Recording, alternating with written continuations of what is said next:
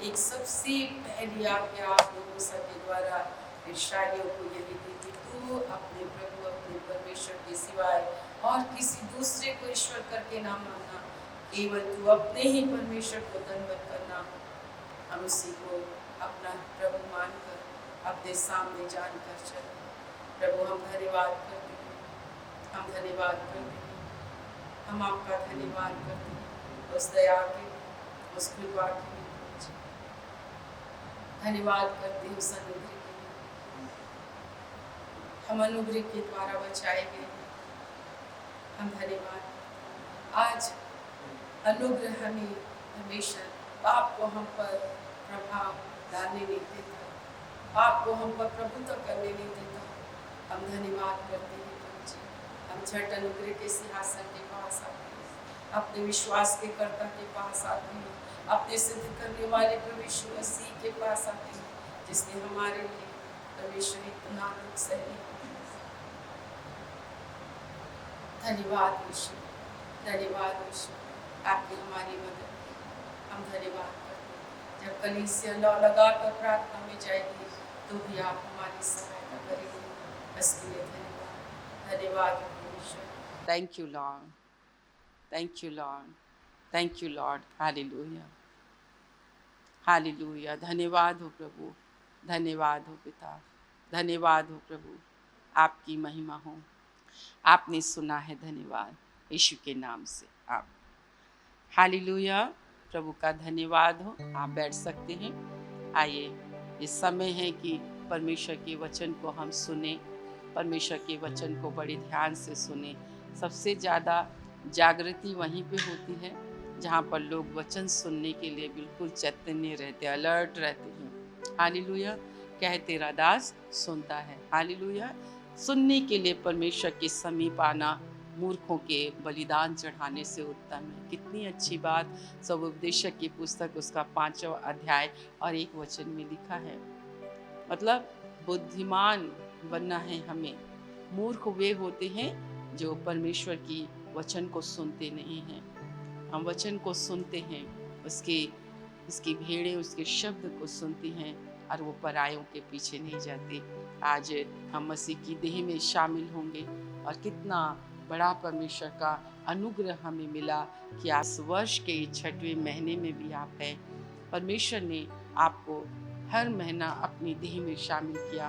अपने लहू से उसने आपको अपना लहू पीने के लिए दिया। उसने कहा वास्तव में मेरा लहू पीने की वस्तु है, वास्तव में मेरी देह खाने की वस्तु है। जब कभी तुम मेरी देह को खाते हो और मेरे लहू को जब पीते हो तो तुम स्मरण रखना, तुम मेरे बलिदान को याद करना कि यीशु मसीह मेरे पापों के लिए बलिदान हुआ। हालेलुया। लेवी व्यवस्था की पुस्तक बलिदान को बताती है। बहुत प्रकार के बलिदान हैं।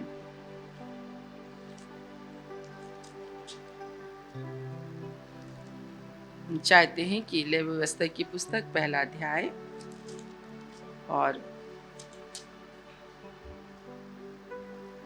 उसके 1 वचन से लेकर आप 5 वचन तक आप उसे अपने स्थान में अच्छे से जोर से पढ़ें।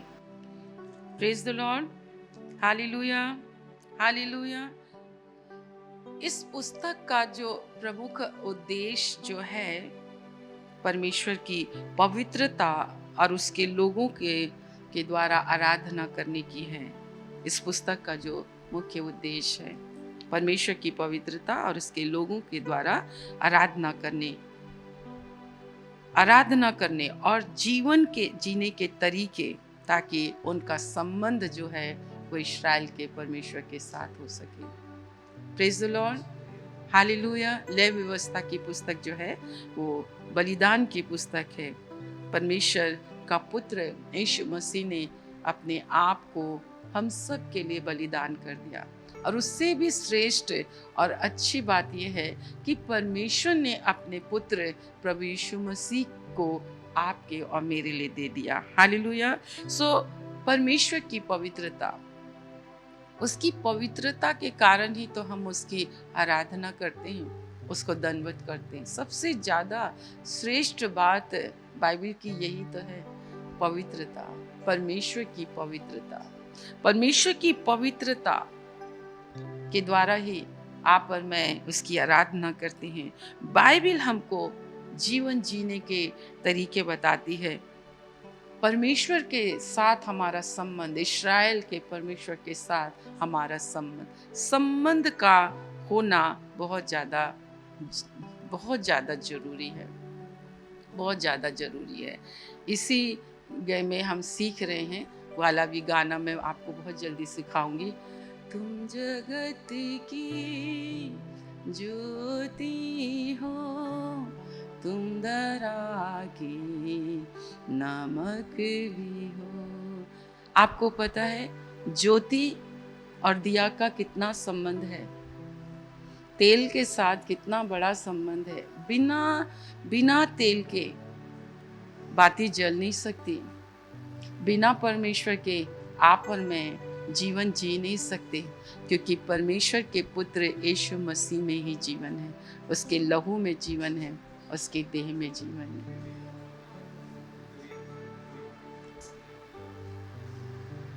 इसके पद बहुत अच्छे हैं ना।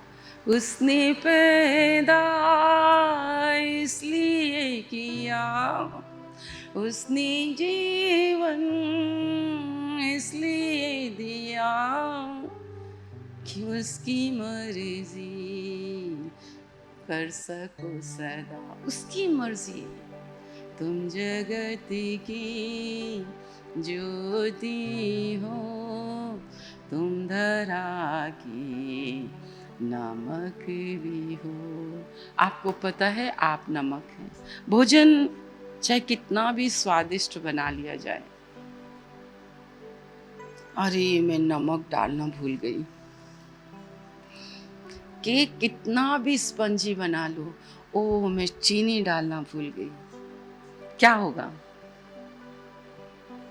कितना भी हम परिश्रम कर लें, पर अगर मसीह जीवन में नहीं है, हालेलुया, जितना बड़ा परमेश्वर का अनुग्रह आपको मिलेगा, ये परमेश्वर की अनुग्रह है। हालेलुया। सो हम परमेश्वर का धन्यवाद करते हैं। हम बैठेंगे और परमेश्वर की उपस्थिति के लिए भी मैं हृदय से धन्यवाद करती हूँ। उसकी उपस्थिति सबसे बड़ी है, सबसे बड़ी है उसकी उपस्थिति। दुनिया में बहुत तमाशे हो रहे हैं, रोज कंपन होता है दिल्ली में, आपको पता है? मैं बाइबल पढ़ते रहती, ये क्या हो रहा है शिवप्पा? कह रहे बता रहा हूँ बेटी, ये भूकंप आने वाला है। सो आंधी आए, तूफान आए, कुछ भी आए, परंतु परमेश्वर का धन्यवाद हो कि आप और मैं उसी के चरणों में बैठे हुए हैं। और बैठे रहे ना, उसी को ताकते रहोगे तभी बचोगे। हालेलुया। न दाएं मुड़ना है न बाएं मुड़ना है, परंतु परमेश्वर की ओर बढ़ना है। परमेश्वर का अनुग्रह है। तो परमेश्वर की जो बलिदान है, परमेश्वर की जो बुक है ना, परमेश्वर का हम धन्यवाद करते हैं कि हमें जीवन जीने का तरीका हमें बाहर से नहीं है, जीवन तो हमारे अंदर ही है, जीवन हमारे अंदर ही है। उसका जीवन आपके और मेरे अंदर से बहता है। हालेलुया। हम परमेश्वर का हृदय से धन्यवाद करते हैं। होम बलि की विधि देखिए क्या है। यहोवा ने मूसा को बुलाकर मिलाप वाले तंबू में से उससे कहा, इस्राएलियों से कहे कि तुम में से यदि कोई मनुष्य यहोवा के लिए पशु का चढ़ावा चढ़ाए, तो उसका बलि पशु गाय, बैलों अथवा भेड़ बकरियों में से एक का हो। यदि वो गाय बैलों में से होम बलि करे, तो निर्दोष नर मिलाप वाले तंबू के द्वार पर चढ़ाए कि यहोवा उसे ग्रहण करे। वह अपना हाथ होम बलि पशु के सिर पर रखे और उसके लिए प्रायश्चित करने को ग्रहण किया जाए। तब वह उस बछड़े को यहोवा के सामने बलि करे और हारून के पुत्र जो याजक हैं, वे लहू को समीप ले जाकर उस वेदी के चारों ओर छिड़कें जो मिलाप वाले तंबू के द्वार पर है। ठीक है, मेरे पास 2 जवान आ जाएंगे और मैं थोड़ा सा आपको बताऊंगी कि प्रभु भोज की विधि आज क्रिश्चियन जो समाज है वो इस चीज को समझता नहीं है। पर आपको और मुझको समझना है, ठीक है?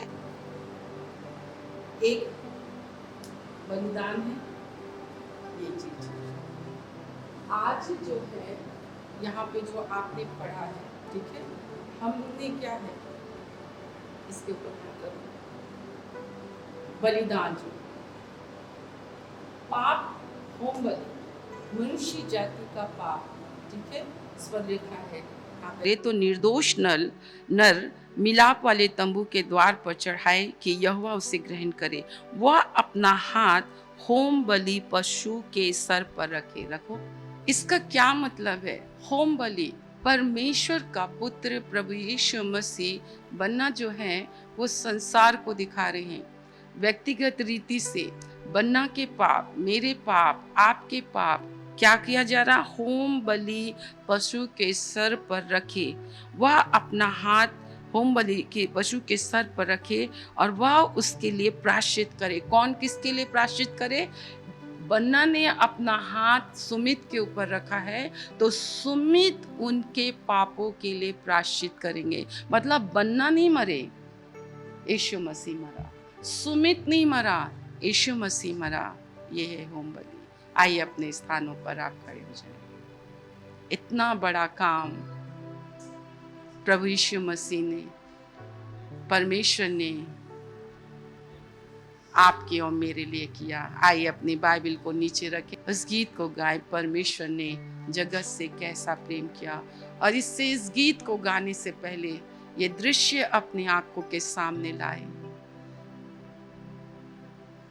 कि जो बलिदान होने वाला था उस पशु के ऊपर उस हाथ का रखना, आपके और मेरे पाप को उसके ऊपर डाल दिया गया।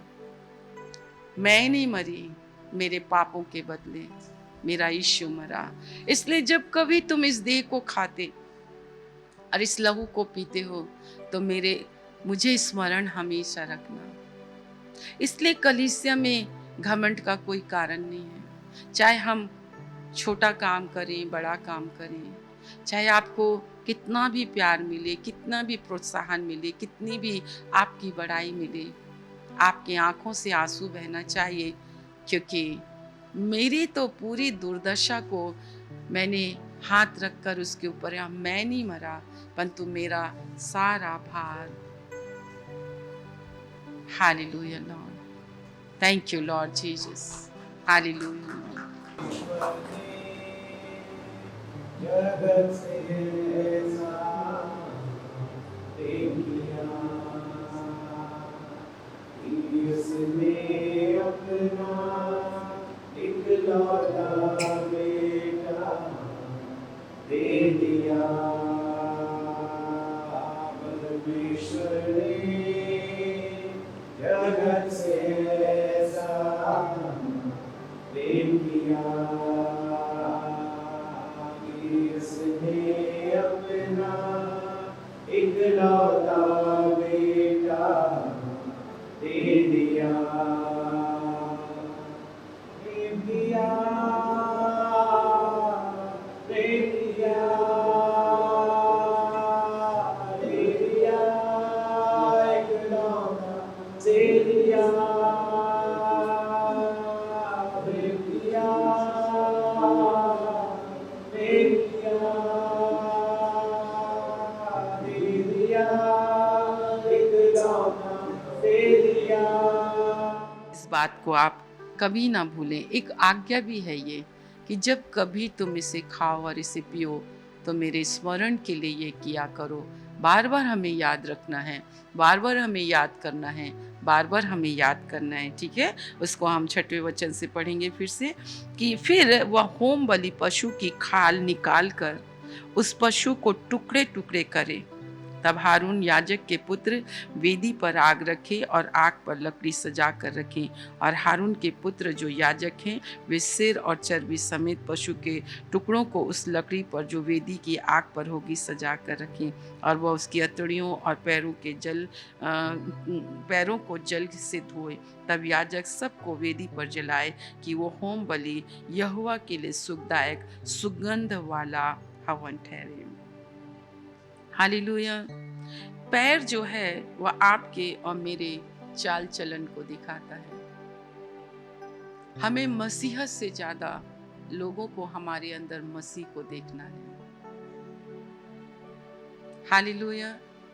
हमें हमारे जीवन में और परमेश्वर का हम बहुत ही धन्यवाद करते हैं। आपको पता है, इस लय व्यवस्था की पुस्तक का सबसे मुख्य जो शब्द है वो है लय व्यवस्था 19 और उसका 18 वचन अगर आप निकाल कर पढ़ें।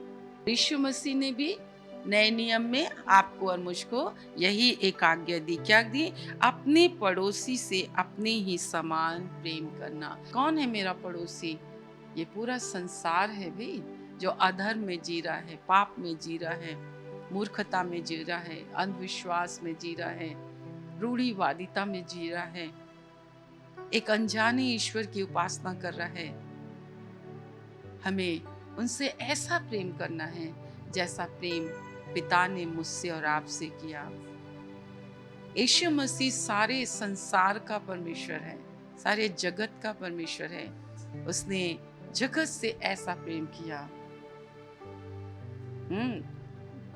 हालेलुया। हम परमेश्वर का धन्यवाद करते हैं। एक यही नाम जो है वो, इसमें कोई भेदभाव नहीं है, इस नाम में नफरत भी नहीं है। भज ले तू, भज ले मेरा मन यीशु नाम। इस गीत को हम बहुत जल्दी सिखाने जा रहे हैं। हालेलुया। इस नाम में कोई भेदभाव नहीं है, इस नाम में नफरत भी नहीं है, इस नाम में नफरत नहीं है। और गाते भी कौन है आपको मालूम है? गाते भी वही लोग हैं जिनके ऊपर परमेश्वर ने अपने आप को प्रकट किया। परमेश्वर का हम हृदय से धन्यवाद करते हैं कि परमेश्वर ने अपने आप को हर कौम के ऊपर प्रकट किया, हर कौम के ऊपर। ये व्यक्तिगत रीति से है, इसलिए संबंध, परमेश्वर के साथ हमारा संबंध अपने आप और मैं नहीं बना सकते हैं, परंतु मेरी गवाही भी यही है। मैं भी एक ईसाई परिवार की थी। हाँ, मेरी माँ उद्धार पाई हुई थी, पर मैरिज के बाद एक अविश्वासी परिवार में एक अकेला दिया जल नहीं पाया। इसलिए कई बार हम सोचते हैं कि हम एक अविश्वासी से शादी कर लेंगे, उसके बाद हम उसको विश्वास में ले आएंगे। ऐसी गलती कभी मत कीजिए, ऐसी गलती कभी न करना। और वो अपने उद्धार उनको मिला, परंतु एक अविश्वासी परिवार में, एक अनाज्ञाकारिता जैसे परिवार में वो फंस कर उलझ कर रह गई। परंतु मैं परमेश्वर का धन्यवाद करती हूँ कि हम उलझ जाते हैं, हम भटक जाते हैं, हम विश्वासघाती हो जाते हैं, परंतु परमेश्वर हमारे विश्वासघाती होने पर भी वो कभी नहीं भूलता, कभी नहीं भूलता। बहुत से जीवन में संकट और संघर्ष उनके जीवन में बहुत आए, परंतु वो हमेशा हम तीनों बेटियां थी और हम लोगों के लिए यही वो प्रार्थना करती थी। वो तो मुझे बताती थी, बेटा मैंने तो सिर्फ अपने प्रभु से यही प्रार्थना किया था कि मेरे बच्चे हायर सेकेंडरी तक निकल जाएं। हमें तो हायर सेकेंडरी क्या, हमें मिडिल प्राइमरी तक पढ़ने की भी ऐसी कोई गुंजाइश नहीं थी, पर परमेश्वर का अनुग्रह है, परमेश्वर की ये दया है कि परमेश्वर ने हमारे लिए उपाय निकाला, परमेश्वर ने हमारे लिए मार्ग निकाला। परंतु वो हमेशा मेरे से कहती थी, मैं एक छोटी सी प्रार्थना करती थी बेटा कि आप लोगों को परमेश्वर सिर्फ हायर सेकेंडरी तक पढ़ा दे, कि हर इच्छा लालसा को परमेश्वर ने पूरा किया उनकी एक छोटी सी प्रार्थना के द्वारा। पर माँ उद्धार पाई हुई थी, वो थोड़ा सा अपने बच्चों की शारीरिकता के लिए प्रार्थना कर रही थी, परंतु 81 में एक ऐसी बीमारी ने उनको घेरा।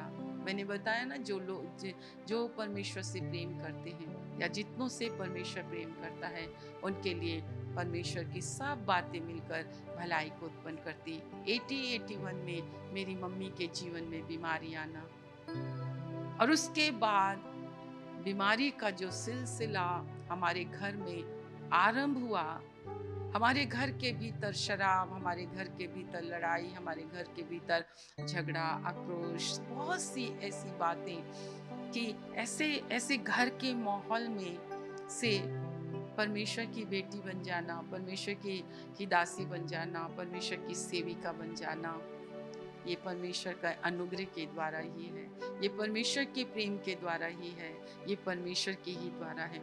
और आपको मालूम है कि ईसाई होकर भी, बचपन से परमेश्वर का वचन सुनते हुए भी, परमेश्वर का वचन सुनते हुए भी कोई संबंध परमेश्वर के साथ नहीं था, कोई किसी भी प्रकार का रिश्ता परमेश्वर के साथ नहीं था, मेरा नहीं था, पर परमेश्वर का रिश्ता मेरे साथ था। परमेश्वर का धन्यवाद। परंतु जब मैं सियानी हुई, 16 साल की उम्र में आई, परमेश्वर का मैं धन्यवाद करती हूँ कि मेरी आत्मा में, मेरे मन में, मेरे विचारों में, मेरी कल्पनाओं में जो कार्य परमेश्वर ने किया, मैं परमेश्वर का हृदय से धन्यवाद करती हूँ कि उसने सबसे पहला अपने शब्दों के द्वारा मुझे खींचा। तू अपने परमेश्वर से, अपने सारे मन से, अपने सारे तन से और अपनी सारी शक्ति से तू प्रेम करना। और व्यवस्था विवरण की पुस्तक उसका 5:6 उसने दिया और तुरंत दूसरी बार उसने कहा, जैसे यीशु मसीह का स्वभाव है वैसा ही तेरा भी स्वभाव हो। हालेलुया। और मैंने आपको बताया कि मैं उस वक्त एक महाराष्ट्रियन फैमिली के अंदर थी, कट्टर महाराष्ट्रीय फैमिली, और उनके एक घर के अंदर हम सब फ्रेंड्स मिलकर पढ़ा करते थे। और वो एक स्थान था, वो एक जीवित परमेश्वर को नहीं जानते थे, पर हमारा संबंध बहुत अच्छा था, हमारा जो प्रेम का संबंध था वो बहुत अच्छा था। परंतु मेरे परमेश्वर ने मेरे घर के भीतर नहीं, एक महाराष्ट्रियन फैमिली के अंदर, उनके घर के भीतर उसकी आवाज़ मेरे कानों में आई, उसकी आवाज़ मेरे कानों में आई। एक आज्ञा मुझे मिली कि तू अपने प्रभु से, अपने परमेश्वर से, अपने सारे मन से, अपने सारे तन से और अपनी सारी शक्ति के साथ प्रेम रखना। ये मेरे प्रभु की इच्छा है, ये मेरे परमेश्वर की मर्जी है। हालेलुया। ये परमेश्वर का स्वभाव है जो आपके और मेरे अंदर संबंध परमेश्वर बनाता है। पहला हाथ परमेश्वर बढ़ाता है, पहला परमेश्वर हमसे कहता है, क्या तुम मुझे अपने जीवन में जगह दोगे? सोच के आप देखिए, मैं अपनों के घर आया पर मेरे अपनों ने मुझे ग्रहण नहीं किया, परंतु धन्यवाद हो जितनों ने उसे ग्रहण किया। मैं प्रभु का धन्यवाद करती हूँ। ये परमेश्वर का वचन है। तो मेरा पड़ोसी कौन है? मुझे उसने अनुग्रह किया, मुझ पर उसने दया किया, मुझे उसने खींचा, और परमेश्वर ने मुझे अपने पड़ोसी से प्रेम करना सिखाया। आप मेरे पड़ोसी थे, आप मेरे पड़ोसी थे, आप मेरे पड़ोसी थे। आप अंधकार में खोए हुए थे, आप संसार में थे, आप पापों में खोए हुए थे, आपकी आंखों में थे आंसू, आपको सबने छोड़ा, फिर तू आया लेके मुक्ति, लेके प्यार, यीशु। हालेलुया।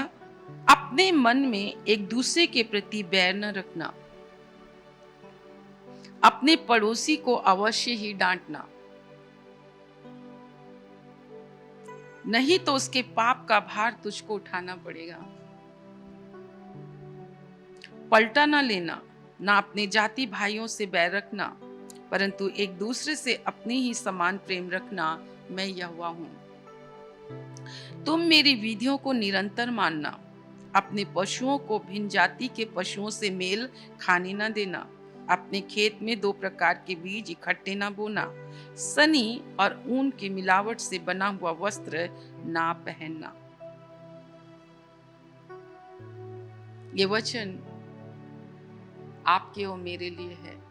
जब कभी तुम इस देह को खाते और इस लहू को पीते हो, तो इसके खाने और पीने के द्वारा आपको और मुझको अपने आप को जांचना है, अपने विचारों को जांचना है, अपनी भावनाओं को जांचना है, अपनी कल्पनाओं को जांचना है, अपने कार्यों को जांचना है, अपने स्वभाव को जांचना है। क्योंकि लय व्यवस्था की पुस्तक आपको और मुझको प्रेरित करती है कि आपको और मुझको कैसा जीवन जीना चाहिए। परमेश्वर की पवित्रता के विषय में बताता है, कि हम परमेश्वर की पवित्रता के लिए उसकी आराधना करें। और इसका सबसे प्रमुख वचन यही है कि हमें क्या करना है, एक दूसरे से क्या प्रेम करना है, क्योंकि परमेश्वर की ये आज्ञा है। क्योंकि परमेश्वर ने मुझसे प्रेम किया, परमेश्वर ने उस वक्त मुझसे प्रेम किया। हाँ, रोमियो की पुस्तक उसका 5वां अध्याय। कई वचन हमें बार बार सुनने में बार बार सुनते रहना चाहिए। कई बार परमेश्वर का वचन आपके और मेरे लिए एक दर्पण के समान है कि हमें से शैतान आपको और मुझको मेरे कार्यों को दिखाता है और हम ये कहते हैं मैंने परमेश्वर के लिए ये किया है, इसलिए परमेश्वर को मेरे लिए ऐसा करना चाहिए। ये वचन हर एक के लिए है, हर एक के लिए, हर कौम के लिए, हर धर्म के लिए, हर जाति के लिए, हर वो मनुष्य जिसे परमेश्वर ने अपने ही स्वरूप में बनाया है। मनुष्य की रचना परमेश्वर ने की है, मनुष्य की सृष्टि परमेश्वर ने की है। मनुष्य को आंखें परमेश्वर ने दी है, मनुष्य को जीभ परमेश्वर ने दी है। ये आंख दी है कि हम परमेश्वर को देखें, ये हाथ दिए हैं कि हम परमेश्वर के लिए अपने हाथों को उठाएं, ये पांव इसलिए दिए हैं कि जिस राह पर वो हमें चलाना चाहता है उस राह पर आप और हम चलें। परमेश्वर ने आपसे किस वक्त प्रेम किया, किस जगह पर प्रेम किया, परमेश्वर ने आपसे क्यों प्रेम किया, परमेश्वर आपसे क्यों अपने हाथ को बढ़ाकर आपसे प्रेम किया। क्या जब मैं धर्मी थी? नहीं।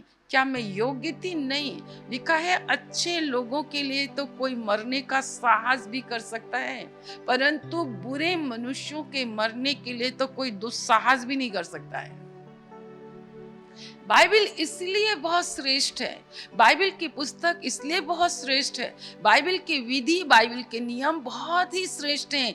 बाइबल मुझे और आपको परमेश्वर के समान जीना सिखाती है, परमेश्वर का जीवन जीने के लिए बुलाती है। कितने लोग तैयार हैं परमेश्वर का जीवन जीने के लिए? हाँ, परमेश्वर का। धीरे धीरे इस गीत को आप सीखेंगे।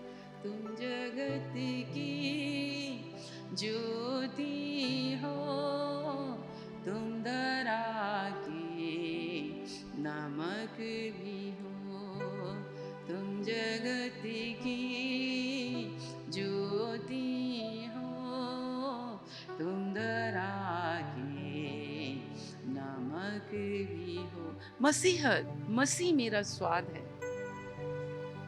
हमारी बोली में लोग आराम से पहचान जाएंगे तुम यीशु मसीह के हो, क्योंकि यीशु मसीह की तरह ही उसकी वाणी में बहुत प्रेम है, करुणा है, दया है, तरस है। उसने एक पापी को देखकर तरस खाया, उसने एक पीड़ा में फंसे हुए मनुष्य को देखकर उसने तरस खाया, उसने संसार को देखकर तरस खाया, क्योंकि ये संसार मौत की ओर जा रहा है। परमेश्वर का वचन आपकी और मेरे लिए है। सो आप देखिए बाइबल उसके रोमियो की पुस्तक उसका 5 और उसके 6 पद में इस प्रकार लिखा हुआ है, क्योंकि जब हम निर्बल ही थे तो मसीह ठीक समय पर भक्तिहीनों के लिए, निर्बल के लिए और भक्तिहीनों के लिए मरा। हमने अपना उसके ऊपर डाला, मरना मुझे चाहिए था, परंतु मरा वो जिसके ऊपर पूरे पाप का भार डाल दिया गया। आपके मेरे पाप का भार, सारे संपूर्ण जाति के पाप का भार परमेश्वर ने अपने पुत्र प्रभु यीशु मसीह पर डाल दिया। Hallelujah, hallelujah. परमेश्वर का धन्य। किसी धर्मी जन के लिए कोई मरे यह तो दुर्लभ है, परंतु हो सकता है कि किसी भले मनुष्य के लिए कोई मरने का साहस भी करे। कोई अच्छे पुरुष के लिए मरने का कोई साहस भी कर सकता है, परंतु बुरे मनुष्य के लिए सब कोसते रहते, मर जाता तो हम खुद ही अपने बच्चों के लिए कई बार ऐसा शब्द कहते हैं कि तेरा जन्म ही नहीं होता तो अच्छा होता, तू मर जाता तो अच्छा होता। एक माँ अपने बच्चे के लिए ऐसा कह सकती है, परंतु परमेश्वर का प्रेम अपने लोगों के लिए ऐसा शब्द कभी नहीं कह सकता। प्रेम किया, प्रेम किया, दे दिया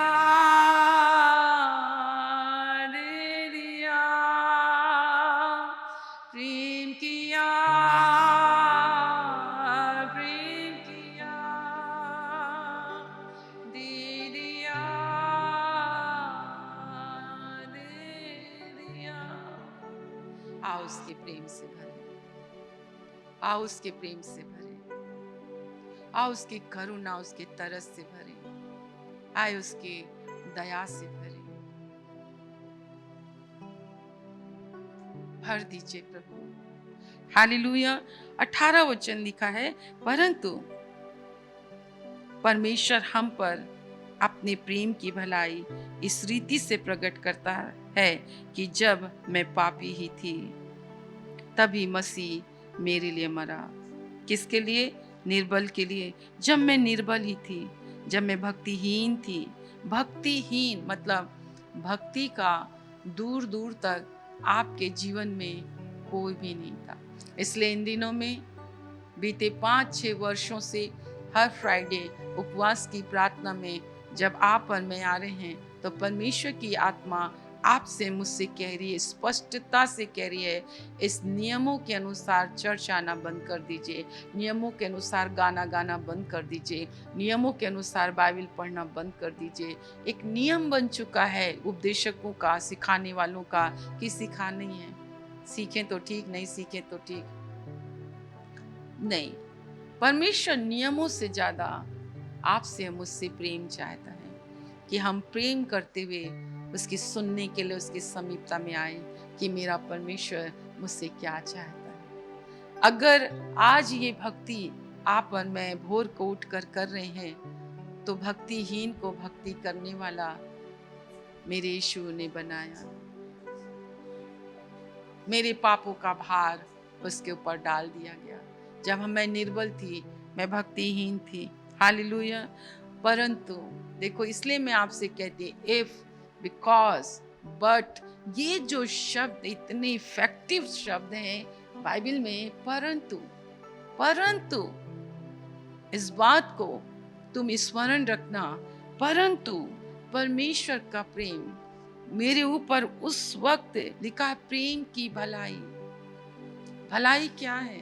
परमेश्वर की प्रेम की भलाई क्या है? मुझ निर्बल के लिए वो मरा, मेरे भक्तिहीन के लिए मरा, मुझ अधर्मी के लिए मरा, मुझ पापी के लिए मरा। मेरे पाप का भार उसके सर पर रखा गया। मरना मुझे था, मरा मेरा यीशु। पाप की मजदूरी मुझे मिलनी थी मृत्यु, परंतु पाप की मजदूरी मिली यीशु मसीह को, और वो खुशी खुशी मर गया। इसलिए पिता ने उसे वो नाम दिया जो सब नामों में श्रेष्ठ है। लोग कहते हैं यीशु मसीह ही क्यों? यीशु मसीह ही क्यों? क्यों यीशु मसीह? क्यों यीशु मसीह? क्योंकि परमेश्वर ने कहा यीशु मसीह, परमेश्वर ने कहा यीशु मसीह, परमेश्वर ने यीशु मसीह को श्रेष्ठ कहा, यीशु मसीह को सर्वोत्तम कहा, क्योंकि यीशु मसीह ने, केवल यीशु मसीह ने परमेश्वर की इच्छा को पूरा किया, परमेश्वर की मर्जी को पूरा किया, परमेश्वर की मर्जी को पूरा किया। इसलिए परमेश्वर ने उसको वो नाम दिया जो सब नामों में श्रेष्ठ है, सब नामों में श्रेष्ठ है, सब नामों में श्रेष्ठ है। Hallelujah, hallelujah. उस नाम में नफरत नहीं है, उस नाम में भेदभाव नहीं है, उस नाम में पक्षपात नहीं है। वो राजा के लिए भी मरा तो भिखारी के लिए भी मरा, एक सुंदर के लिए मरा तो एक कुरूप के लिए भी मरा, एक बुद्धिमान के लिए मरा तो एक मूर्ख के लिए भी मरा। मेरा यीशु सबके लिए मरा। हम गाए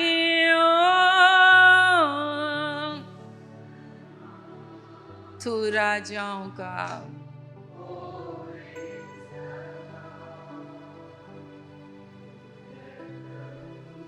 है प्रभु।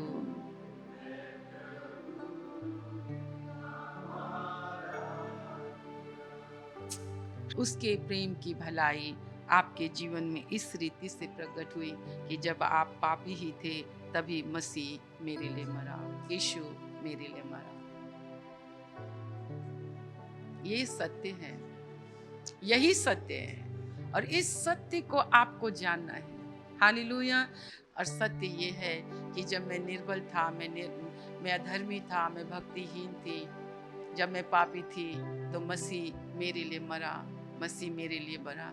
और इस सत्य को जानने के लिए मैं परमेश्वर के पास आती हूँ। और सत्य को तुम जानोगे तो सत्य तुम्हें आज़ाद करेगा। आप आज़ाद होना चाहते हैं? आप मेरे साथ हैं, चाहे आप घर में हो, चाहे आप या मेरे सामने बैठे हों, चाहे आप बाहर वाले हों, चाहे आप दूर विदेशों में भी क्यों ना हो, हम और आप आत्मा में एक ही जगह बैठे हैं, एक ही जगह उपस्थित हैं।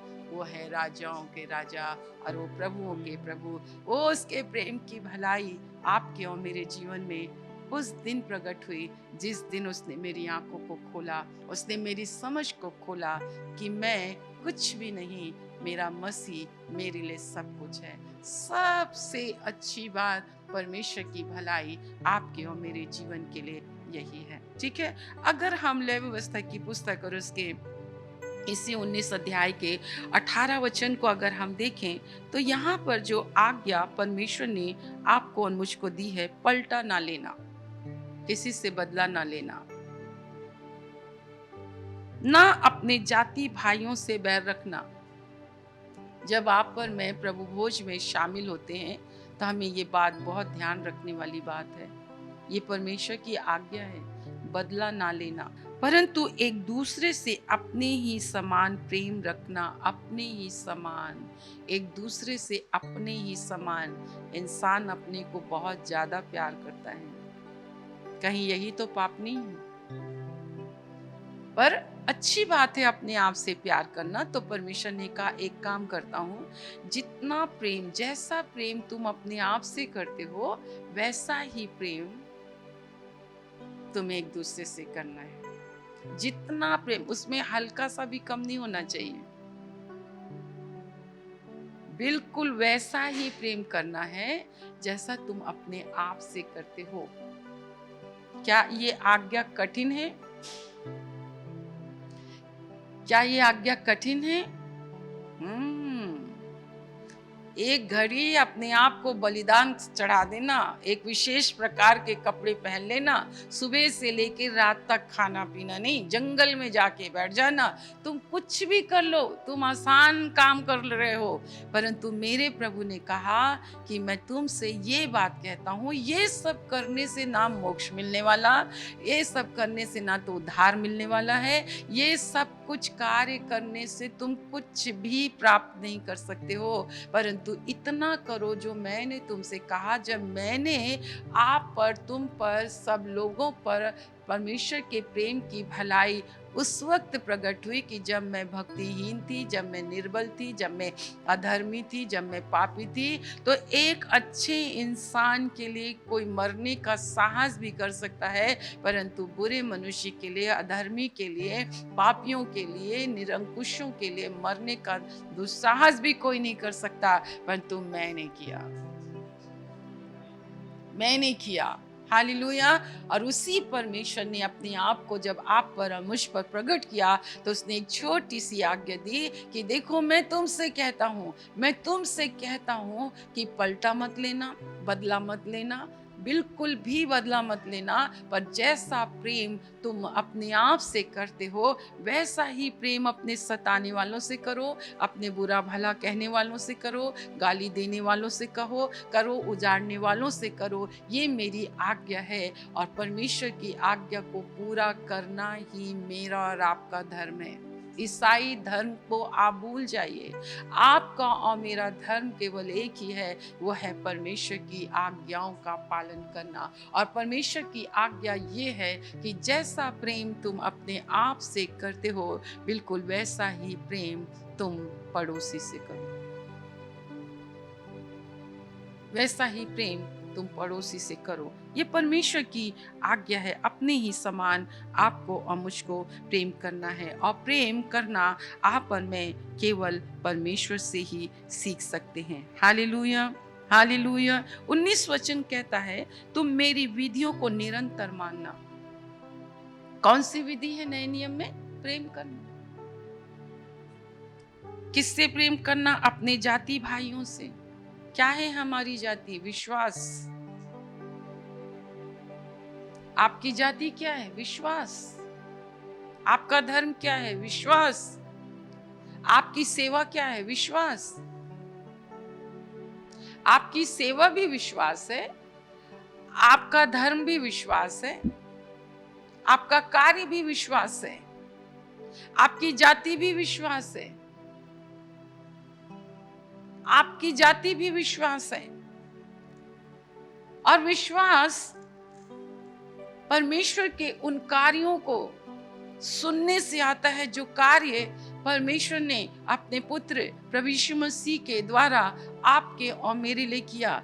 मेरे और आपके लिए परमेश्वर ने हमारी मुक्ति के लिए, हमारे मोक्ष के लिए, हमारे छुटकारे के लिए, अनंत जीवन देने के लिए, परमेश्वर के अनंत जीवन देने के लिए, परमेश्वर ने अपना जीवन देने के लिए आपको और मुझको अपने आप को बलिदान करना, हत्या करना, ये किसी भी प्रकार का अपने आप को कष्ट देना, अंगारों में चलना, अपने आप को बलिदान कर देना, भूखे रहना, प्यासे रहना, वो दुनिया के काम करना, उन सब चीज़ों से नहीं, परंतु परमेश्वर ने कहा जो कार्य मैंने तुम्हारे लिए किया, मैं तुम्हें कुछ भी करने के लिए नहीं कहता हूँ, परंतु मैंने तुम्हें एक ही बात सौंपी है कि जैसा प्रेम मैंने तुमसे किया वैसा ही प्रेम तुम दूसरे से करो।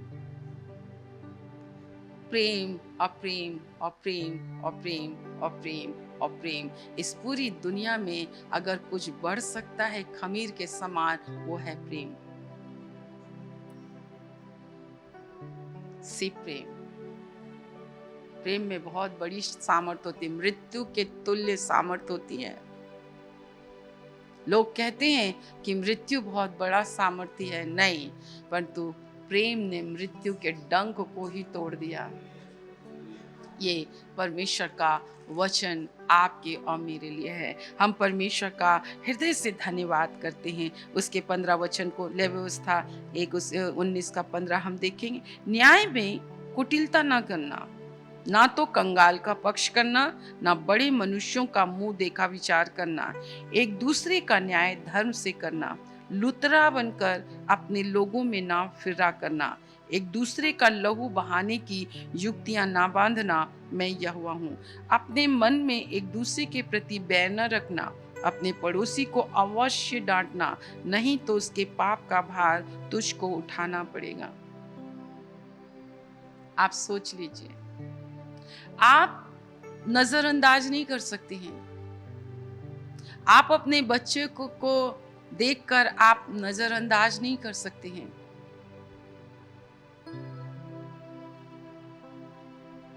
नजरअंदाज नहीं कर सकते हैं। यदि कलीसिया में पहली ही बार आप परमेश्वर की आराधना में विलंब से आ रहे हैं, अगर पास्टर ने आपको टोका नहीं, तो आपके विलंब से आना, देरी से आना आपकी एक आदत बन जाएगी। और आदत छूटना बहुत मुश्किल है, पर परमेश्वर के लिए कोई काम कठिन नहीं है, बहुत मुश्किल है। परमेश्वर का हम हृदय से धन्यवाद करते। जब कभी तुम मेरी रोटी को खाते और मेरे लहू को पीते हो, तो तुम मेरे स्मरण के लिए करना। जब ये विचार तुम्हारे अंदर आए, ये भावना तुम्हारे अंदर आए, ऐसी बातें तुम्हारे अंदर आए, तो तुम पहले अपने आप को जांचना, तब मेरी देह को खाना और मेरे लहू को पीना। परमेश्वर का हम धन्यवाद करते हैं, परमेश्वर के बहुत अच्छे वचन के लिए। आइए रोमियो की पुस्तक उसके 5वें अध्याय में हम फिर से आएंगे। अतः जबकि हम अब उसके लहू के कारण, बोलो लहू के कारण, यीशु मसीह के लहू के कारण, यीशु के लहू के कारण मैं धर्मी ठहरी, आप धर्मी ठहरे, कलीसिया धर्मी ठहरी। घमंड का कोई कारण है क्या? घमंड का कोई कारण है क्या? कोई भी कारण नहीं है, परंतु घमंड का ये कारण है कि आप और मैं यीशु के लहू को की सामर्थ को पहचानते हैं, यीशु के लहू की शक्ति को पहचानते हैं। सो आपका परमेश्वर का धन्यवाद करो। जब आप निर्बल थे, जब आप अधर्मी थे, जब आप भक्तिहीन थे और जब आप पापी थे, तो परमेश्वर ने अपने प्रेम की भलाई आपके जीवन में उस समय प्रकट की, उस समय प्रकट की, उस समय प्रकट की, मेरे जीवन में प्रकट की, मेरे घराने में प्रकट की, मेरे घराने में प्रकट की। मैं तो आपका नहीं जानती हूँ, पर मैं अपना बहुत जानती हूँ। मैंने आपको बताया मैं बहुत ही इमोशनल और बहुत ही ऐसी हूँ कि कोई चीज़ों का मेरे जीवन में जाना बहुत मुश्किल होता है। कड़क बोल सुनना मुझे अच्छा नहीं लगता है। हाँ, अगर आप गलत करते हो तो मार खाना, डाँट खाना सहज भी है, हाँ ठीक है। परंतु भलाई और प्रेम फिर भी हमारा परमेश्वर कहता सह लो। मैं आपको बताना चाहती हूँ कि आज भी अगर मुझे चोट सी लगती है ना, तो आज भी मेरा अहम है, उससे मुझे क्रूस पर चढ़ाना है। मुझे बुरा लगता है तो मुझे उसे क्रूस पर चढ़ाना है। अभी मैं मरी नहीं हूँ।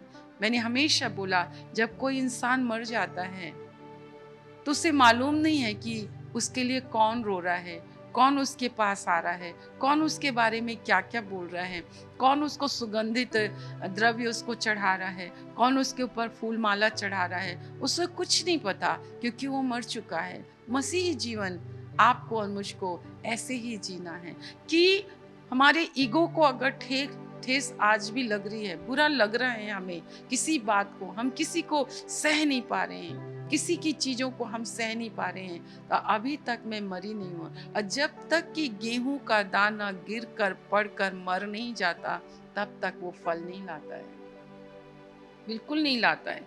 आप यूहन्ना की पुस्तक और उसका 12 अध्याय में ये वचन है। कई बार प्रभु भोज खाते समय हम इसलिए भी कई बार बीमार पड़ जाते हैं, हमारी आत्मा बहुत ही कमज़ोर हो जाती है। 12 अध्याय और उसके 20 वचन से हम देखेंगे। यूहन्ना की पुस्तक उसका 12 अध्याय उसके 20 वचन से, जो लोग उस पर्व में आराधना करने आए थे उनमें से कुछ यूनानी थे। उन्होंने गलील के बैतसैदा के रहने वाले फिलिपुस के पास आकर उससे विनती की, श्रीमान हम यीशु से भेंट करना चाहते हैं। फिलिपुस ने आकर अंद्रियास से कहा। तब अंद्रियास और फिलिपुस ने जाकर यीशु से कहा। इस पर यीशु ने उससे कहा, वो समय आ गया है कि मनुष्य के पुत्र की महिमा हो।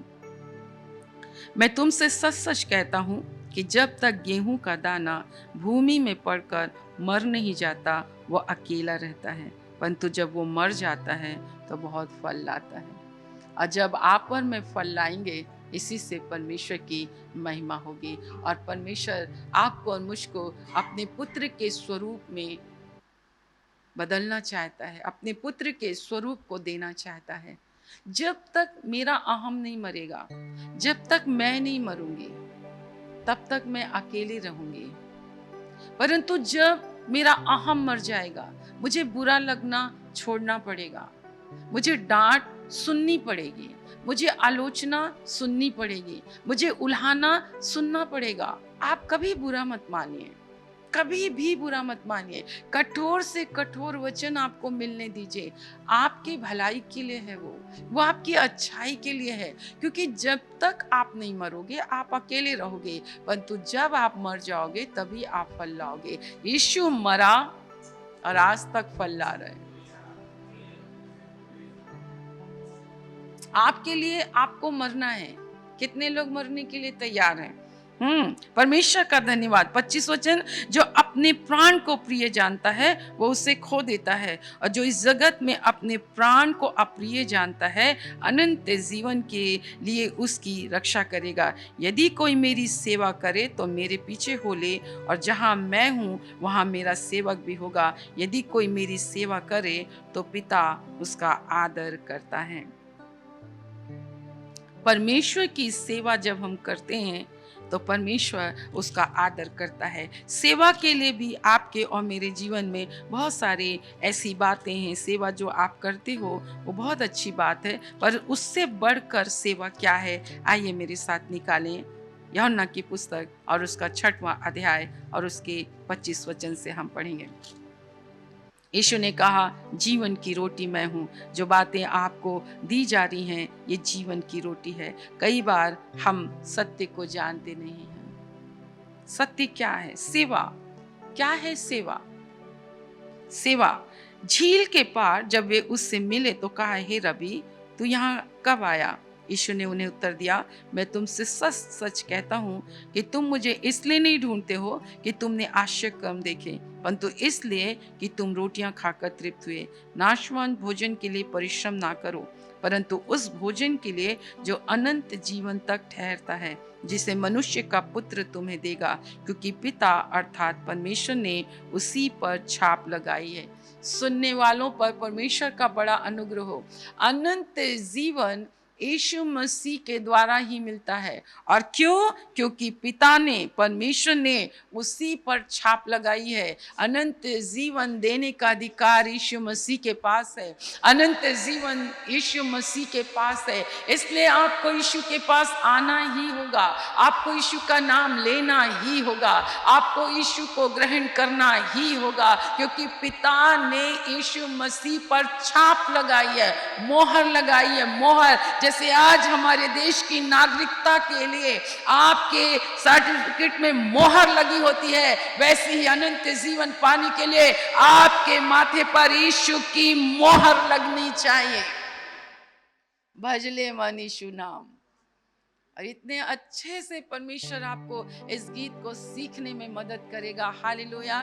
हम परमेश्वर का धन्यवाद। इस नाम में कोई भेदभाव नहीं, इस नाम में कोई नफरत नहीं, ये नाम सबके लिए है। भजले यीशु नाम।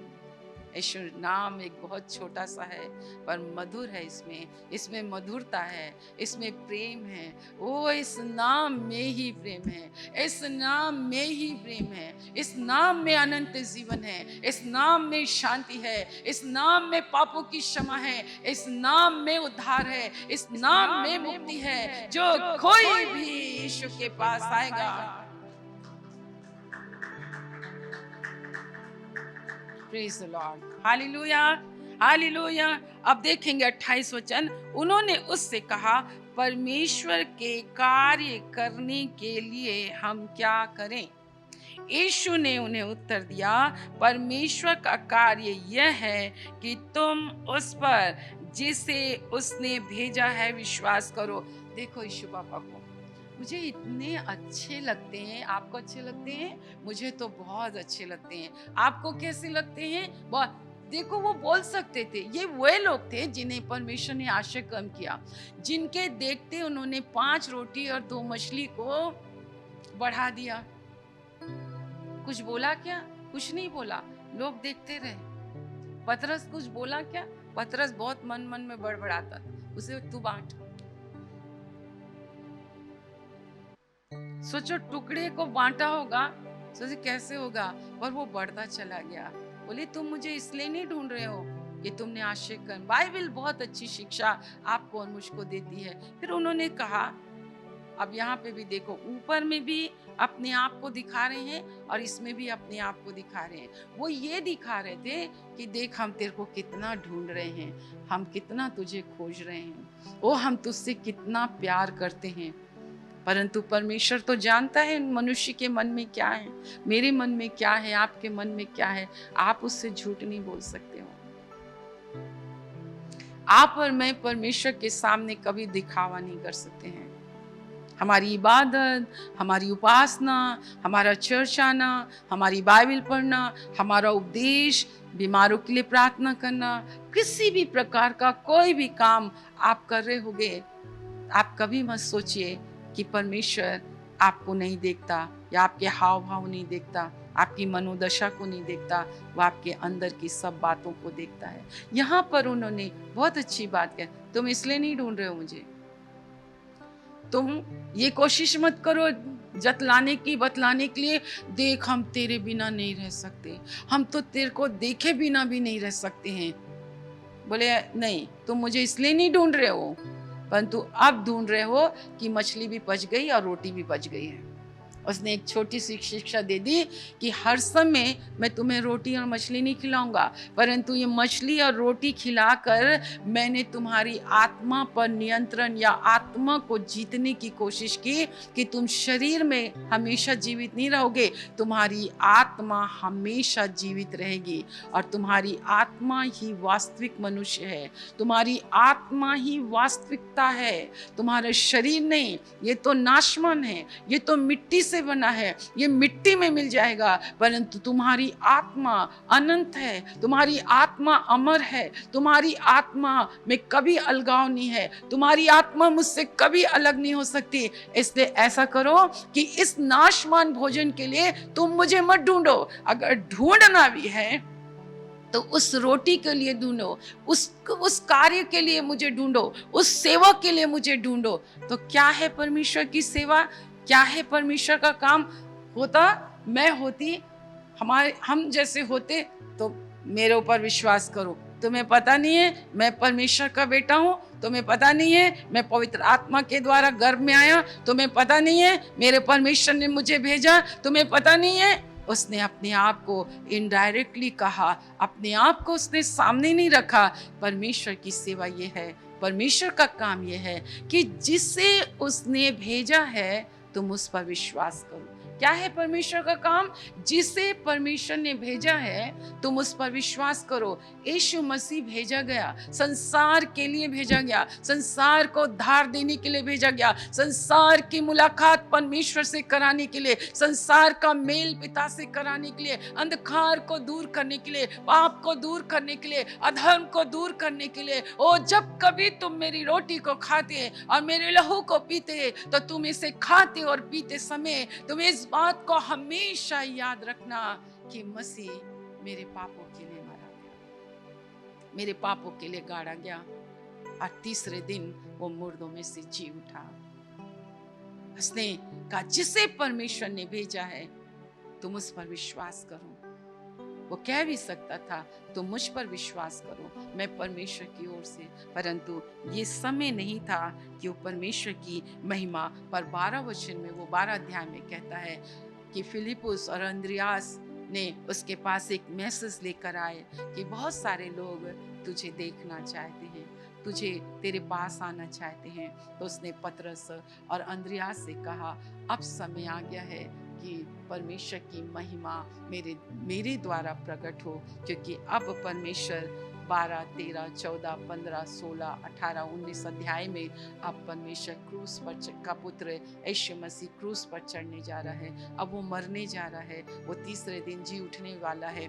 लिखा अब समय है कि लोग मेरी महिमा, पर उसने अपने आप अपनी महिमा को प्रकट नहीं किया। एक बात मैं आपके नॉलेज के लिए बताना चाहती हूँ, ठीक है?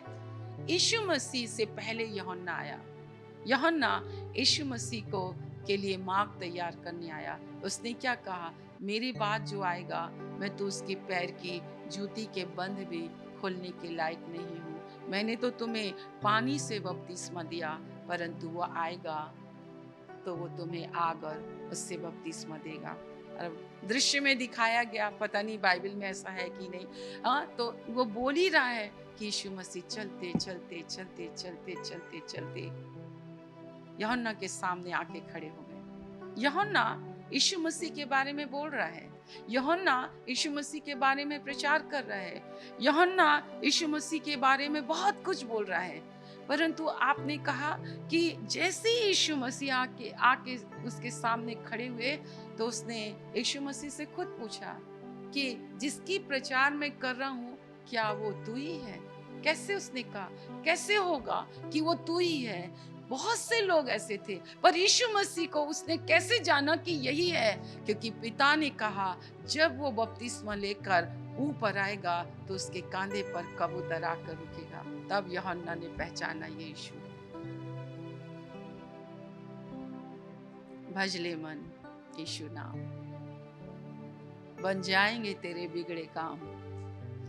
हमारी जिंदगी में बड़े उथल पुथल हैं, हमारी जिंदगी में बहुत ही बिगाड़ है, बस आपको एक ही नाम लेना है, यीशु नाम। यीशु नाम, उसी नाम की इबादत करना है, उसी नाम की की उपासना करना है, उसी नाम को दंडवत करना है, उसी नाम को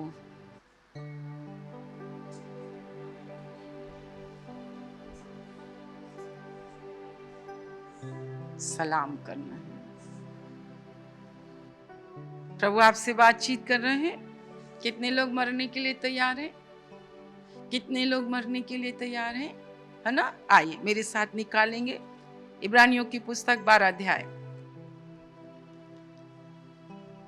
इस संसार में निष्पाप रहने के लिए, पाप से बचे रहने के लिए आपको क्या करना है? बाइबल आपको और मुझको कहती है, इब्रानियों की पुस्तक उसका 12 अध्याय 1 वचन, इस कारण जबकि गवाहों का ऐसा बड़ा बादल हमको घेरे हुए है, तो आओ आओ। गवाहों का बहुत बड़ा बादल, ये संसार की अभिलाषाएं, संसार में बहुत कुछ है, बहुत कुछ है।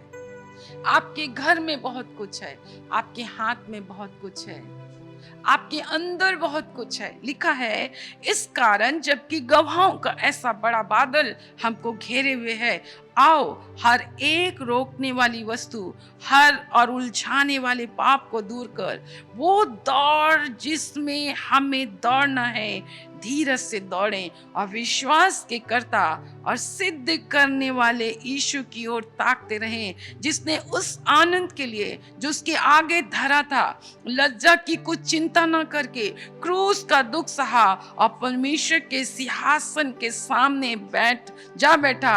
इसलिए उस पर ध्यान करो, जिसने अपने विरोध में पापियों का इतना विरोध सह लिया कि तुम निराश होकर साहस न छोड़ दो। तुमने पाप से लड़ते हुए उससे ऐसी मुठभेड़ नहीं की कि तुम्हारा लहू बहा हो, और तुम उस उपदेश को जो तुमको पुत्र के समान दिया जाता है भूल गए। आपको पुत्र के समान शिक्षा दी जा रही है, आपको पुत्रों के समान, आपको परमेश्वर का वचन, ये संसार में तुम हो, अधर्म भरी दुनिया में तुम हो, आप बच नहीं सकते हो, आप नहीं बच सकते हो, आप नहीं बच सकते हो, परंतु परमेश्वर ने आपसे कहा तुम बच सकते हो, तुम अलग रह सकते हो। तुम अपने खेत में 2 प्रकार के बीज नहीं बोना, तुम सनी और ऊन दोनों वस्त्र मत पहनना, और तुम बैर और घृणा और प्रेम और घृणा और प्रेम और बैर दोनों को एक साथ नहीं रखना, केवल तुम एक ही को चुनना कि मैंने तुम्हें एक आज्ञा दी है कि तुम अपने पड़ोसी से अपने समान प्रेम करना। ये मेरी आज्ञा है, ये मेरी आज्ञा है। जब कभी तुम इसको खाना और पियो तो तुम मेरे प्रेम की भलाई को प्रकट करना कि उस पशु पर, जिस पशु पर हाथ रखा गया, जिसने हाथ रखा वो नहीं मरा, परंतु जिसके ऊपर हाथ रखा गया वो मरा। अर्थात यीशु मसीह इस बात को दिखाता है कि वो मेरे पापों के लिए मरा। Praise the Lord, hallelujah, hallelujah, hallelujah. पुराने नियम का शब्द है दया, परंतु नए नियम का शब्द है अनुग्रह। और परमेश्वर का अनुग्रह तुम पर इतना हो कि पाप तुम पर प्रभुता नहीं करेगा, परंतु तुम पाप पर जय पाओगे, तुम पाप पर जय पाओगे। यीशु मसीह का अनुग्रह तुम्हें पाप से जयवंत करेगा, वो जयवंत करेगा तुम्हें, पाप पर कभी तुम पर पाप प्रभुता नहीं करेगा। ये परमेश्वर का अनुग्रह आपके और मेरे ऊपर मिला है। हालेलुया मेरे प्रियो। अब जब हम इस बात को समझते हैं कि यीशु मसीह मेरे पापों के लिए मरा, मेरे पापों के लिए मरा, ठीक है, तो मुझे पाप क्यों नहीं करना चाहिए? मेरे पाप के लिए मेरे निर्दोष यीशु मसीह, मेरा निष्पाप यीशु मसीह जो पाप से अज्ञात था, 2 कुरिन्थी 5:21, जो पाप से अज्ञात था वो मेरे लिए वो पाप बन गया। मेरे पिता ने अपने प्रेम की भलाई आपके और मेरे जीवन में उस वक्त प्रकट की जब मैं निर्बल थी, मैं अधर्मी थी। मेरा यीशु मेरे पापों के लिए मरा। मेरे यीशु ने मेरे पापों को धोने के लिए, मुझे क्षमा करने के लिए अपना लहू बहाया कि यीशु मसीह के लहू के द्वारा मैं और आप धर्मी ठहरे। आज जितने भी धर्म के काम मैं और आप करते हैं वो इसलिए करते हैं क्योंकि हम धर्मी हैं। हम धर्म के काम करके धर्मी नहीं बनते। हम धर्मी हैं इसलिए प्रेम करते हैं। हम धर्मी हैं इसलिए क्षमा करते हैं। हम धर्मी हैं इसलिए भूखे को रोटी देते हैं। हम धर्मी हैं इसलिए हम नंगों को कपड़े पहनते हैं। हम धर्मी हैं इसलिए मारे मारे फिरतों को फेर लाते हैं। हम धर्मी हैं इसलिए बंदी गृह में पड़े हुए लोगों के लिए हम प्रार्थना करते हैं। हम धर्मी हैं इसलिए अपने पड़ोसी से प्रेम करते हैं, क्योंकि मैं भी एक समय में अपने परमेश्वर की पड़ोसी थी। ओ मैं भी घायल थी, मुझे भी डाकुओं ने मार के मुझे लूट पीट कर वो अदम में उसमें छोड़ दिया, पर वहां से एक नेक सामरी निकला। उसमें एक नेक सामरी निकला। ये समाज को एक नेक सामरी की जरूरत है। उस आया नगर को एक नेक सामरी की आवश्यकता है। उस दिल्ली शहर को एक नेक सामरी की आवश्यकता है। इस भारत देश को एक नेक सामरी की आवश्यकता है कि बहुत से घायल इस मार्ग में पड़े हैं। सब मुंह फेर कर चले जाते हैं, परंतु मेरे परमेश्वर का प्रेम, वो उसके प्रेम से भर जाओ, उसकी दया से भर जाओ, उसकी करुणा से भर जाओ, उसके तरस से भर जाओ कि लोग जाने, लोग आपसे पूछें, क्या तुम यीशु मसीह हो? क्या तुम यीशु मसीह हो?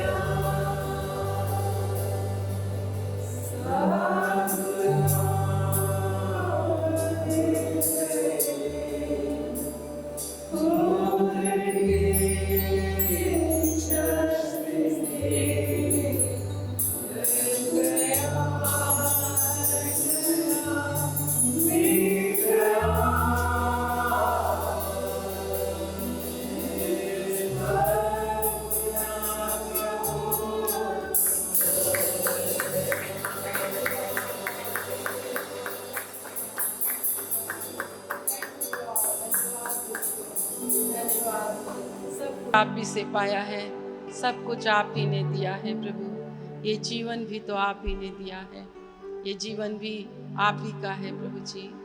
आप ही ने अपने प्रेम से खींचा, आप ही ने खुदावन हमें इस योग्य बनाया कि हम आपके समीपता में कभी छूछे ना आए, कभी खाली होंठ लेकर ना आए, कभी खाली हाथ लेकर ना आए।